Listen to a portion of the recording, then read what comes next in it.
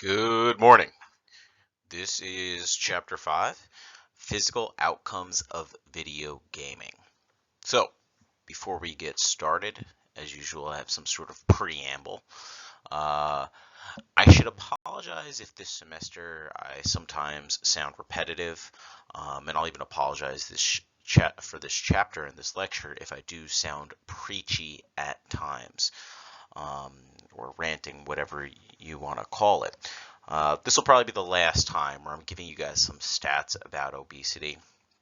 At the end of the day, it is the nature of this text to kind of highlight obesity rates and physical inactivity in our population, specifically in the youth population. But this will really be the last time that I'm kind of harping on it. I mean, at the end of the day, the entirety of the text is focusing on increasing activity. But this entire chapter is like, okay, well, what is our goal? What is our goal of implementing technology in physical education settings? And this chapter is meant to serve as kind of that foundation for why we need to do something and there needs to be a change. So, like I said, last time I'm going to kind of harp on this specifically. Last time I'm going to bring up stats, right? So trends in adult overweight obesity and extreme obesity among men and women. So if you look at this graph, you could see a few things. And I think the first thing people might say is, oh, overweight men, right? There hasn't been an increase in overweight men from the 1960s up to about 2010. I mean, and if you look at this graph, there hasn't been an increase in it. But if you look at it and take a closer look and actually think about it, let's look at men for now. Look at obese men and extremely obese men, right? You can see that obese men have increased from 10% up to over 30, approximately 34, 35% over the last 50, 55 years. So what has actually taken place is the overweight men, the men in the overweight category, have moved to be more obese or moved to be more extremely obese. And the men that were in the classification of normal body weight have moved up to the overweight men category and helped maintain it as its basis level. So you can kind of just see essentially everything has moved up. So the prevalence of overweight men hasn't really increased, but it's been stabilized because people in the normal weight category have actually moved up to be overweight. All the overweight men, or a percentage of them, I should say, have moved up to be in the obese category or the extremely obese category. And if you look at women, right, the same exact thing really kind of takes place for women, where it's a fairly flat trend line for overweight women over the last 50 years, give or take. But you see obese women, that's increased even more so than obese men. And really, this should be like extremely alarming, right? And obviously, this class is about physical education, trends in obesity among children and adolescents, which is the more alarming graphic. As you guys seen, again, depending on your reference statistic, the trends in obesity have increased between 3 and 4-fold over the last 40 to 50 years. If you want to look at 12 to 19-year-olds in 1965, 12 to 19-year-old population was approximately 5% obese. And if you look at them here by 2013, we're looking at closer to 19% obese, so a near four-fold increase. And now you're even starting to see that trend in 2 to 5-year-olds, where we're looking at like 5% obese, upwards of like 8 to 9%. And I mean, we'll go right into the next slide. So, kind of, I don't know if I've put forth a definition of obesity, and there's many, but one of the definitions that I do just like about it is one of the definitions I like are an excess amount of body fat that is detrimental to health. And here's just the obesity rates by the number. Adult 13% to 37%, Children obesity from 4.4% upwards of nearly 17%. So again, between a 3 and 4-fold increase over the last 50 years. A few other stats for you guys, and this is the one that I throw out most commonly. It's not nearly, it is more than 70% of the population is either overweight or obese. Some things we know: women are more likely than men to fall into that category. Non-Hispanic black women, 54% versus non-Hispanic white women, 30%. So you can start to see which groups tend to be affected the most by obesity or at the greatest risk for obesity. And these next two bullet points are really asterisk because, again, it's important for this class, and it's why this is so important. Again, being a father, super, super important to me. Childhood obesity increases the risk of adult obesity. It seems obvious, right? But childhood obesity, if you are obese as a child, you are much more likely to be obese as an adult, right? And what comes with that, again, I am not just sitting here just to talk about weight and numbers and things like that. We already know the risks of cardiovascular disease, diabetes, hypertension, but in addition to the mental risks, especially when you are a child or adolescent of being overweight and obese, it comes with a greater risk of social and psychological problems, right? And again, this is just research, right?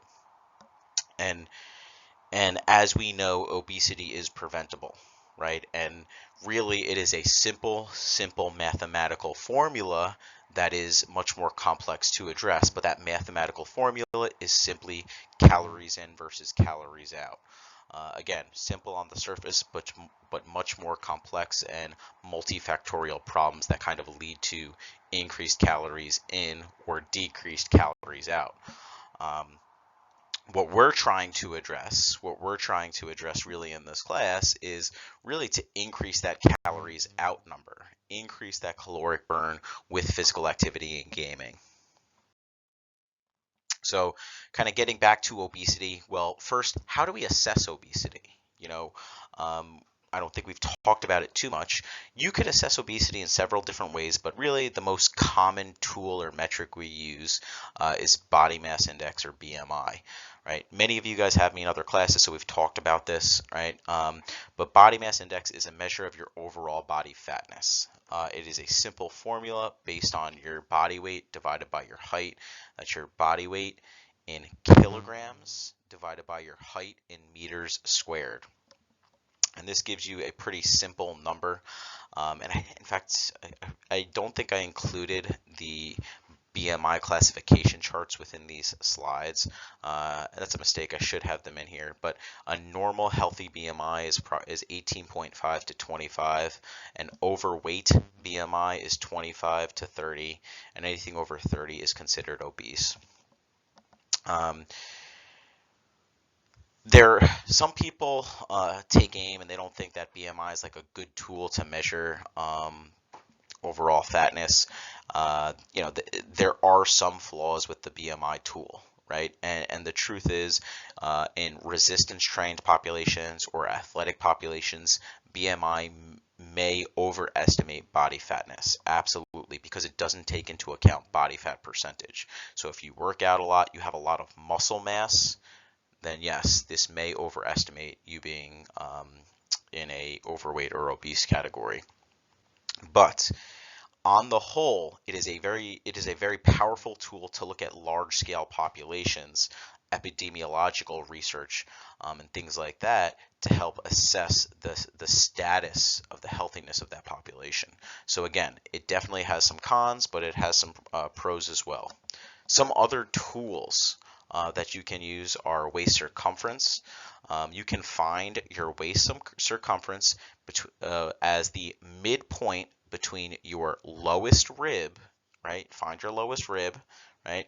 And your suprailiac crest. So that's essentially kind of like your hip bone on the side, right? So that midpoint between your lowest rib and the iliac crest is where we would measure your waist circumference from. And this is a good tool because it is less likely to be affected by changes in muscle mass, right? So if you are resistance training, you're not putting on lean mass around the abdominal region. So once again, it's less likely to affect that. Another tool that can be helpful to assess body fatness are skin fold calipers. They are my go-to tool personally. I love skin fold calipers.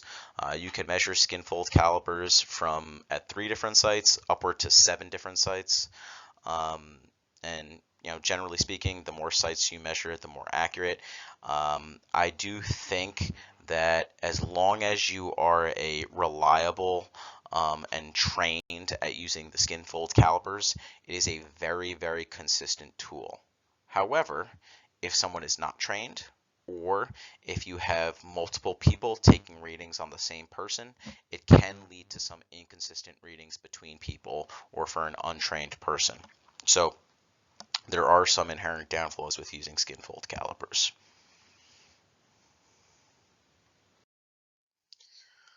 So, talking about obesity, just a few definitions. How do we combat it? Again, our goal is to increase that caloric burn, that caloric energy expenditure, right? Physical activity. A definition of physical activity, as you guys know if you have me in kinesiology, any planned bodily movement, right? Any planned bodily movement, which is different than exercise, which is planned, structured, and repetitive movement with the goal of improving some aspect of physical fitness. And you guys will see on the next slide what are the various aspects of physical fitness, right? If we use a definition of physical fitness, some of the measurable attributes can include VO2 max, heart rate, METs, things like strength, 1RM, 10RM, endurance capabilities like 1 mile and 5K times, muscular endurance. These are all some of our measurable attributes for physical fitness. And exercise is basically planned and structured activity to improve things like these. And again, there's more than this list. It's not an exhaustive list. So, physical activity attributes. These are some physical activity attributes, and really these are the main ones. Cardiorespiratory endurance. So we could use something like VO2 max to assess cardiorespiratory endurance. Muscular endurance. We could use the 60-second push-up or 60-second sit-up test to assess this. Muscular strength. This is where we could use 1RM, 3RMs in the weight room, or tools like a hand grip dynamometer. Flexibility. We could do something like a sit and reach test. And then body composition goes back to the tools we just measured on the 2 slides prior, where we could look at BMI, skin fold calipers, or waist circumferences. With regards to physical activity, what we know is that there really seems to be a dose-response relationship, right? So essentially what this means is more activity, good, less activity, bad. This is obviously to an extent.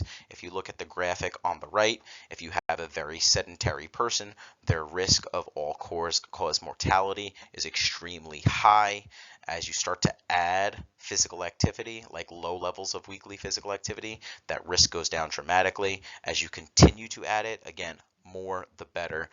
This is up to an extent, and kind of looking at this is what is the exact dose, right? The dose recommended by the World Health Organization for children is approximately 60 minutes daily of moderate to vigorous physical activity. So that's 60 minutes daily, and this can come in the form of things like recess and obviously physical education class or other sporting activities. There are some students who probably hit 2 to 3 hours, maybe even 4 hours of physical activity a day. But there are some, especially the way you guys know with physical education participation rates, where some students are not really hitting this, and they're not hitting it during recess, and they might not hit any of these marks. Okay, so kind of that is the goal of physical activity gaming, or video games, essentially, to kind of replace some of this sedentarism.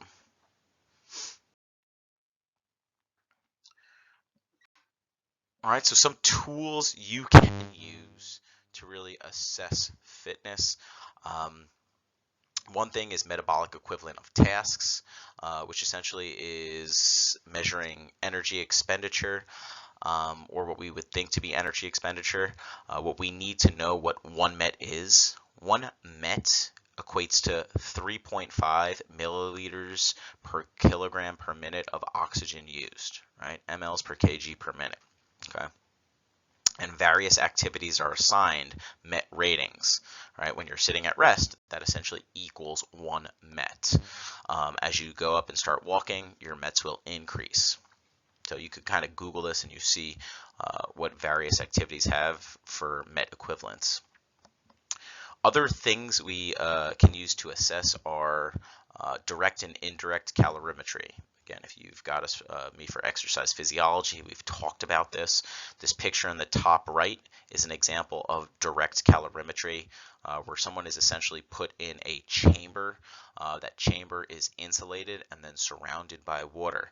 As that person just kind of hangs out in the chamber, you can measure how much the water around the chamber heats up, and based on that, you can measure how much energy this person is dispersing in the form of heat.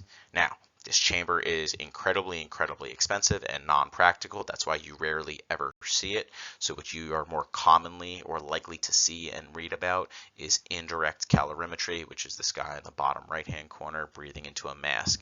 And what we need to remember is that direct calorimetry measures heat, while indirect calorimetry measures gas exchange. Heart rate monitors, another tool we can use, and kind of as we're going down this list, these things become more prevalently and commonly used because they're just easier to use. So like, no one really uses metabolic equivalent of tasks, or it's not very common, I guess, unless we're talking about like cardiac rehab settings. Again, direct calorimetry is only really used in research settings. Indirect calorimetry starting to be used a little bit more. You actually see some of these. There's some. If you look at social media, or if you Google like VO2 max tests, these are actually kind of being used more and more with like portable kits. Heart rate monitors are incredibly used, and they're incredibly popular in like endurance sports settings. Accelerometers, again, very common. And then the last thing, which is the easiest thing to use, is the RPE scale. I think that's our next slide. Okay, so the classification of physical activity. We said we're looking for 60 minutes of moderate to hard physical activity, right? Don't worry. I mean, you guys should look at these numbers. I'm not going to quiz you on these numbers other than the RPE numbers, because I love RPE. So RPE stands for rating of perceived exertion, and it was on a 6 to 20 scale. That's the main one, produced by Gunnar Borg. Gunnar Borg put this scale out, I forget, in like the 1970s, I think. And really, the 6 to 20 scale, the numbers were meant to be associated with the corresponding heart rate at a given activity level. For instance, a 6 is clearly very, very, very light. It is meant to be associated with 60 beats per minute, right? Conversely, something like an 11 is still under the light category and is supposed to be associated with 110 beats per minute. And then finally, if you look at something like a 17 on the Gunnar Borg scale, that's supposed to be associated with approximately 170 beats per minute. And this should make sense, right? If we look at like an age predicted max heart rate, the age predicted max heart rate for a 20-year-old is 200 beats per minute. So 20 equates to 200 beats per minute. All right. So last slide here. Active games, good or bad? And this is really like the last 2 pages in your chapter. What do we need to know about active gaming and video games? Well, with regards to video games, right, it's very important that we get the lower body going, right? Games, we've found in research that games provide differing intensity levels. And if you're playing a game like Wii Bowling or we boxing, right? You're much more likely to get increased energy expenditure, increased heart rate if you do something that's going to get the legs going as opposed to just getting the upper body going. Another thing we need to know, and again, this is where like my inherent biases don't really lend well to teaching this class, because I think it's way better to get outside, and our research supports that, right? Um, Gaming, right, or video games still provide less energy expenditure than free play outside, right? So we still burn more calories with associated activities or similar activities outside, right? So what does that mean? Right? Video games and active gaming, that is not meant to replace structured sports or free play. It is simply meant to supplement it. It is meant to get people interested in it. Why are video games or active gaming good tools? Well, that's because really it's kind of this opportunity, all right? Not everyone has the opportunity to do certain sports outside, right? So video games inside can be that opportunity. It can increase motivation, right? Maybe somebody initially lacks confidence to do something, right? So kind of getting a video game maybe in a different setting can motivate someone to do something. And then lastly is like weather, right? Obviously, if you come from like the Northeast, like we do, weather can sometimes be an issue, and kind of having that ability to partake in active sports inside is a great tool when weather is adverse. So that's it for this chapter. I didn't put up your assignment here, but I will put your assignment up in Blackboard. As usual, if you have any questions, let me know.